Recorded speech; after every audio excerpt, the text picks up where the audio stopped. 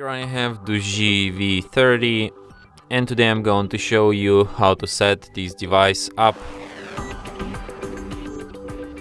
So firstly you should select preferred language. I'll just stay with English, then tap start. Here you can connect to the Wi-Fi, but you can also just set up device offline and skip this step for now.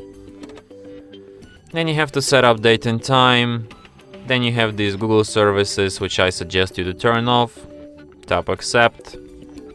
Then you can set up device protection, but you can also just skip this step and do this later in settings, or just don't do this at all. Then you should select system navigation. I'll just stay with gestures, tap next, and device is all set up. And that's it. Thanks for watching.